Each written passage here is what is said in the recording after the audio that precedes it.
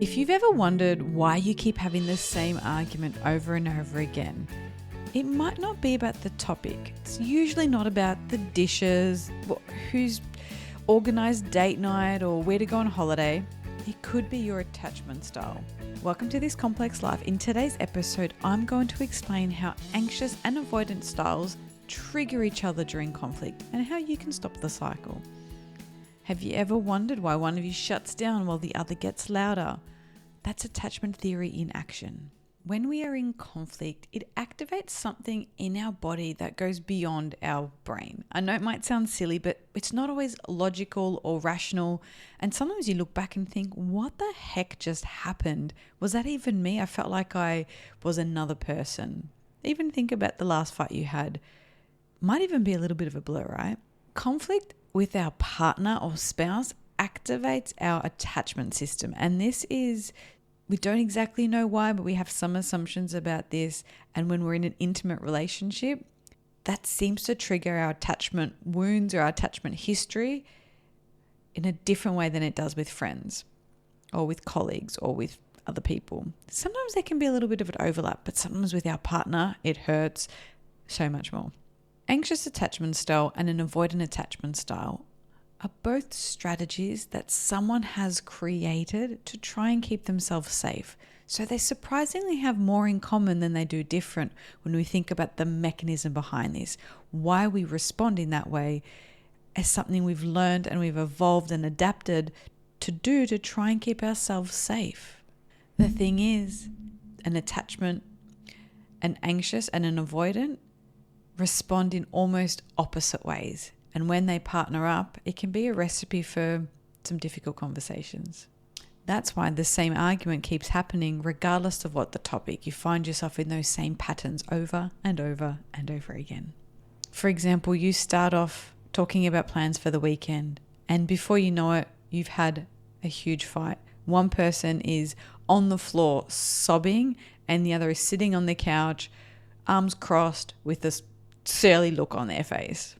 Maybe it wasn't even about the weekend. It was about feeling unseen, unheard, unloved, uncared for. This is a pattern that I notice a lot with couples where each one tries to get their point across, and someone who keeps escalating activates something in their partner that leads to them withdrawing even more. So the more they want to talk about it, the more the other person shuts down. The more that person shuts down, the more the other one wants to talk about it. And they seem to be having this dynamic where one person's like, stop walking away from me, I just need you to talk. And the other person's shutting down, trying to cope with feeling overwhelmed, and is worried that anything they say or do will cause a fight, will make it worse. And so they say nothing, and that makes it worse. And it reaffirms for them that that's something that they should avoid even more. And so next time they avoid it even more, and the cycle goes on and on and on. The anxious person might speak faster, become more emotional, or try to seek reassurance. That could be through chasing after you, trying to talk to you, maybe sending lots of text messages, asking, are you okay? What's wrong? Have I upset you? Is everything okay? And looking for that reassurance. Their nervous system interprets distance as danger. So they often try to fix the disconnection in any way they know how. And having a fight is sometimes better than silence, because silence is disconnection, and disconnection equals danger, and they can't cope with that. So if someone has an anxious attachment style and they're trying to text their partner and their partner doesn't respond and it activates that anxiety, they might send multiple text messages or start freaking out and calling and leaving voicemails, or they might seem really silent to begin with, and then once that person gets home, then they start asking questions. Why did you ignore me? Is everything okay? Have I done something to upset you? And they've worked themselves up into quite a distressed state. Or sometimes they might seem a little cool and distant and say something like, well, do you even want this relationship anymore? When really they're wanting reassurance. That disconnection that they felt dangerous to them, and they don't know how to cope with it.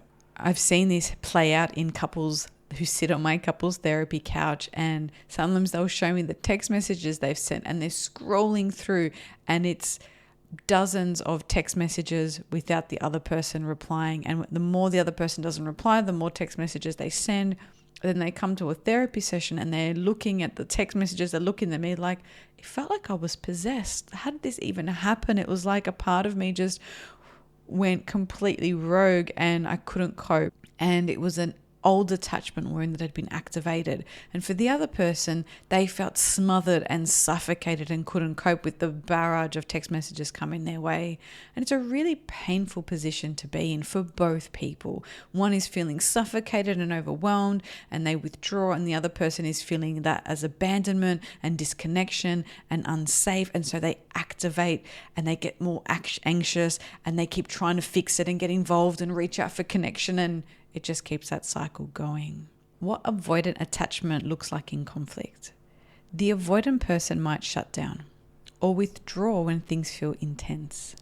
They might be in the room but stay silent, or they might say something like, I need a break, we'll talk about this later, and never come back to it.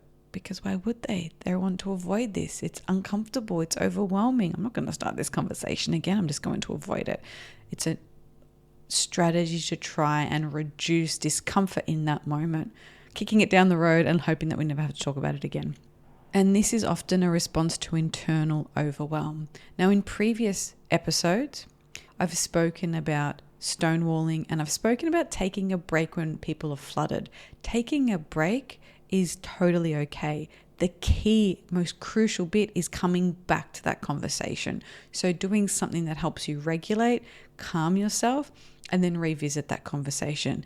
Simply saying, I can't do this right now, and then never coming back to the conversation erodes trust in a relationship, and it leaves all of these unhealed or unrepaired or just unfinished conversations that leave one or both people feeling dissatisfied, maybe even resentful, and over time that leads to a very unhappy relationship. So if a partner is saying, I can't deal with this right now, and walking off, they're usually feeling overwhelmed, and so they want to flee, they want to escape. Their intention might be to try and calm down to avoid that discomfort, and the other person might see that as rejection and abandonment. So I wish people would know that they need to talk to their partner about this. They might need to say something like, I see this is important to you. I'm not abandoning you. I need some time to cool down, to cool off, and then we'll come back to this conversation in half an hour. That still might not be what the other person needs, but it's going to get a much better response than simply walking out. And if you know that hurts your partner and you're doing it intentionally, it's very cruel. That's not a very nice thing to do. We want to be able to work with our partners because we seem to find and partner with someone that activates all of these things in us. And it's like they're exquisitely chosen to really piss us off sometimes. And there's a funny irony that sometimes we're attracted to our unfinished business, or we marry or partner with, or as I've heard some people say, we partner with or marry with the next step in our psychological and emotional evolution. So this could be a really good growth opportunity for both of you to learn to grow and to heal together. So how do we break this cycle? If you're listening to this, if you're watching this and you're thinking, holy crap, that's me or us or my partner, what do you do differently? You can't fix your attachment style overnight. You might never be able to fix it. Starting to recognize the pattern is already a really big first step. Starting to name what's happening is super important and super helpful. So actually being able to say something like, when I texted you and you didn't respond right away, I felt that as rejection. Could I have a little bit of reassurance from you right now? Or I'm feeling a bit overwhelmed. I need some time. Give me 20 minutes to take a shower or go for a walk, and we'll come back to the conversation. Starting to overt and explain and share what's going on for you, your internal process. And if you get it wrong, because you probably will, that's okay.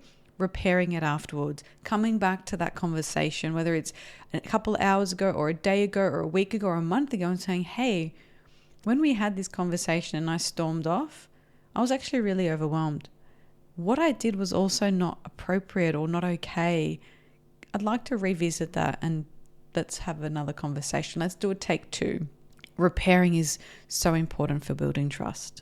So if you can take a moment to vocalize what your need is, that is going to be so much more helpful. If you're the one who needs space, then saying how much space, how long, and when you will come back. That when you will come back to the conversation is the crucial bit. For the other person, trying to ground yourself in those moments of anxiety and recognize what it is you actually need.